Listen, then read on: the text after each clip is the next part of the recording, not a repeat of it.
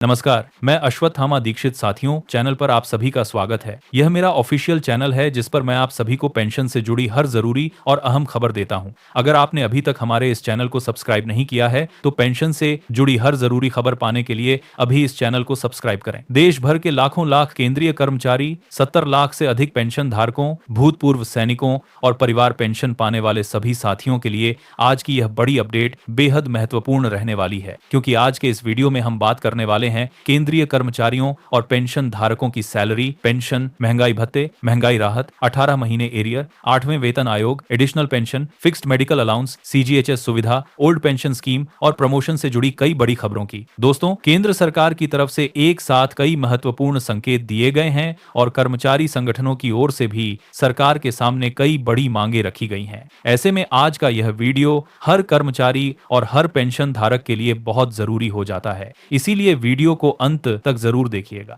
और अगर आप सरकारी कर्मचारी, पेंशन धारक या परिवार पेंशनर हैं तो वीडियो को लाइक करके चैनल को जरूर सब्सक्राइब कर लीजिएगा, ताकि आने वाली हर बड़ी अपडेट आपको सबसे पहले मिलती रहे। दोस्तों, लगातार बढ़ती महंगाई के बीच अब कर्मचारियों और पेंशन धारकों की उम्मीदें भी सरकार से बढ़ती जा रही हैं। और इसी बीच नई दिल्ली से जो बड़ी खबर निकलकर सामने आई है उसने लाखों लोगों की उम्मीदों को फिर से जगा दिया है। दोस्तों, आपकी जानकारी के लिए बता दें कि नई दिल्ली में जॉइंट कंसल्टेटिव मशीनरी यानी जेसीएम की 49वीं राष्ट्रीय परिषद बैठक आयोजित की गई। यह बैठक कैबिनेट सचिव की अध्यक्षता में आयोजित हुई, जिसमें स्टाफ साइड की ओर से शिव गोपाल मिश्रा जी और उनकी टीम मौजूद रही। वहीं सरकार की तरफ से भी कई बड़े अधिकारी इस बैठक में शामिल हुए। इस बैठक की सबसे खास बात यह रही कि जेसीएम योजना के 60 वर्ष पूरे होने के अवसर पर डायमंड जुबली भी मनाई गई। सरकार की ओर से कहा गया कि कर्मचारियों और पेंशनरों के हितों की रक्षा के लिए लगातार संवाद बनाए रखना जरूरी है। दोस्तों, इस बैठक में कई ऐसे मुद्दे उठाए गए जिनका सीधा फायदा आने वाले समय में लाखों कर्मचारियों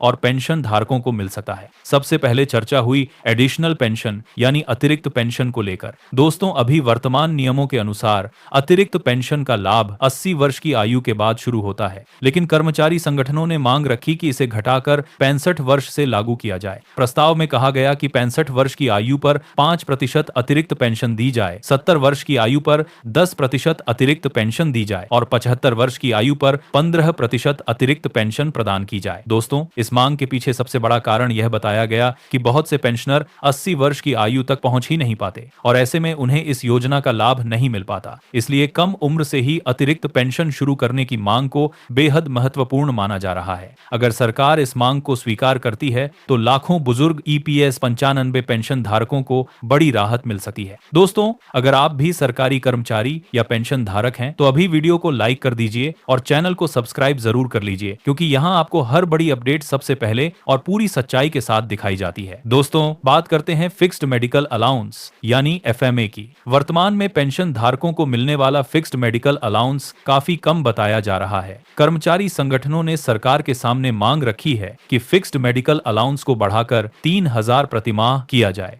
दोस्तों, कई पेंशनरों का कहना है कि आज के समय में दवाइयों और इलाज का खर्च इतना बढ़ चुका है कि 3000 भी पर्याप्त नहीं होंगे, लेकिन फिलहाल सरकार के सामने आधिकारिक रूप से 3000 प्रतिमाह की मांग रखी गई है। अगर यह मांग मंजूर होती है तो लाखों पेंशन धारकों को हर महीने सीधा आर्थिक लाभ मिल सकता है। दोस्तों, बैठक में एक और महत्वपूर्ण मांग उठाई गई जो सीजीएचएस लाभार्थियों से जुड़ी हुई है। कर्मचारी संगठनों ने कहा कि कर्मचारियों को अपने माता, पिता या सास, ससुर में से किसी एक को डिपेंडेंट चुनने की सुविधा मिलनी चाहिए। दोस्तों, वर्तमान में कई कर्मचारियों को इस मामले में कठिनाइयों का सामना करना पड़ता है, क्योंकि कुछ लोग अपने माता, पिता की जिम्मेदारी उठाते हैं, जबकि कुछ लोग सास, ससुर की देखभाल करते हैं। ऐसे में किसी एक सदस्य को डिपेंडेंट चुनने की सुविधा मिलने से कर्मचारियों को काफी राहत मिल सकती है। यह मांग भी लंबे समय से की जा रही थी और अब एक बार फिर इसे सरकार के सामने प्रमुखता के साथ रखा गया है। अब दोस्तों, बात करते हैं बढ़ने वाले महंगाई भत्ते और महंगाई राहत की। यह समय केंद्रीय कर्मचारियों और पेंशन धारकों के लिए बेहद महत्वपूर्ण माना जा रहा है,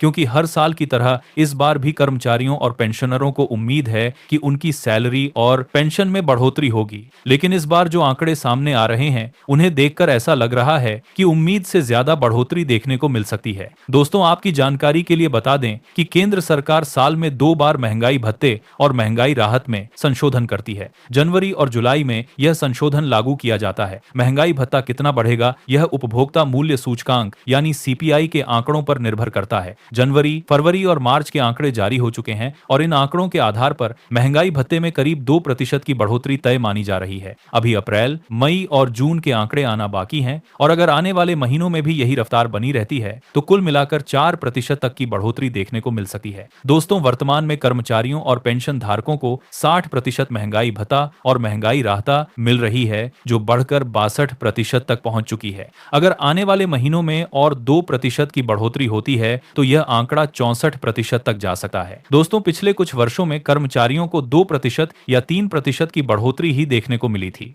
लेकिन अगर इस बार 4% की बढ़ोतरी होती है तो यह कर्मचारियों और पेंशन धारकों के लिए बहुत बड़ी राहत साबित होगी। इससे लाखों करने को लेकर इसके लिए आरबारान 200 तरवाब ने कर्मचारियों की सैलरी और पेंशन में अच्छा खासा इजाफा देखने को मिल सकता है। लगातार बढ़ती महंगाई के बीच यह राहत कर्मचारियों के लिए बेहद महत्वपूर्ण मानी जा रही है। दोस्तों, कुल मिलाकर देखा जाए तो इस समय केंद्रीय कर्मचारियों और पेंशन धारकों के लिए कई बड़ी खबरें एक साथ सामने आ रही हैं। Additional pension, full family pension, fixed medical allowance, CGHS सुविधा, ओपीएस बहाली, प्रमोशन, महंगाई भत्ता और 18 महीने एरियर जैसे मुद्दों पर सरकार के अगले फैसले का इंतजार किया जा रहा है। आने वाले कुछ महीने कर्मचारियों और पेंशन धारकों के लिए बेहद महत्वपूर्ण साबित हो सकते हैं। अगर सरकार इन मांगों पर सकारात्मक फैसला लेती है तो लाखों लोगों को सीधा फायदा मिलेगा और उनकी आर्थिक स्थिति में बड़ा सुधार देखने को मिल सकता है। तो दोस्तों, फिलहाल के लिए इस वीडियो में इतनी ही बड़ी अपडेट निकलकर सामने आई है। आप इन सभी मांगों और संभावित फैसलों को लेकर क्या सोचते हैं, हमें कमेंट करके जरूर बताइएगा। क्या आपको लगता है कि सरकार कर्मचारियों और ईपीएस 95 पेंशन धारकों को बड़ी राहत दे सकती है? अपनी राय जरूर साझा कीजिए। वीडियो पसंद आया हो तो इसे ज्यादा से ज्यादा शेयर कर दीजिए ताकि हर कर्मचारी और हर पेंशन धारक तक यह महत्वपूर्ण जानकारी पहुंच सके। चैनल पर नए हैं तो नीचे दिए गए बटन को दबाकर पावर पोस्ट चैनल को जरूर सब्सक्राइब कर लीजिए और बेल आइकन भी दबा दीजिए ताकि आने वाली हर बड़ी अपडेट आपको सबसे पहले मिलती रहे। जय हिंद।